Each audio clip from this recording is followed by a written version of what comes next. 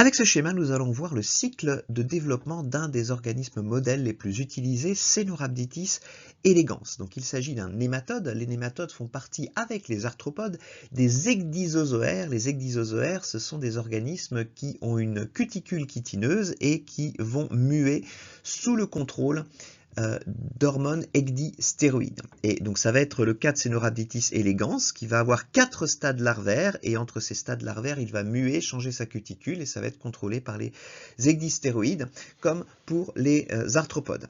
Alors l'un des intérêts de Caenorhabditis elegans c'est que son développement est extrêmement rapide. Il passe par 4 stades larvaires en laboratoire en environ 35 heures et ensuite les larves L4, le quatrième stade larvaire, mue en adultes qui vont vivre environ 3 semaines.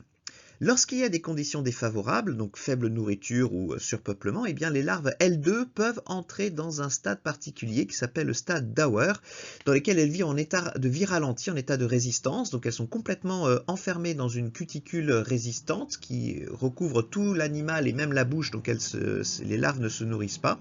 Et ensuite, lorsque les conditions favorables reviennent, ces larves d'Auer deviennent directement des larves L4 qui peuvent ensuite poursuivre leur développement. Alors, ce qui est intéressant aussi chez Caenorhabditis, c'est son mode de reproduction. Les adultes sont en très très grande majorité hermaphrodites et sont aussi capables d'autofécondation, ce qui est assez pratique pour les études de génétique où on peut garder des séries de lignées pures, comme on dit, c'est-à-dire avec des caractères génétiques qui vont être stables dans le temps. Néanmoins, il y a quand même quelques mâles qui peuvent être présents dans les populations à une fréquence inférieure à 0,2%. Alors les mâles, d'un point de vue chromosomes sexuels, sont X0, alors que les hermaphrodites sont XX.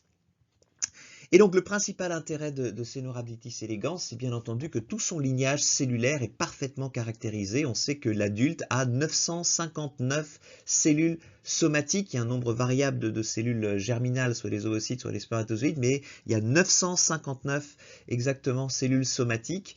Il y a eu un excès en fait de cellules qui a été généré, mais certaines ont été éliminées par apoptose pour finir à ce 959. Et tout le lignage est parfaitement connu, c'est-à-dire depuis le zygote jusqu'à la moindre des 959 cellules plus les cellules germinales, on sait quelle cellule a donné quoi au cours du développement, donc ça en fait un modèle tout à fait puissant et intéressant.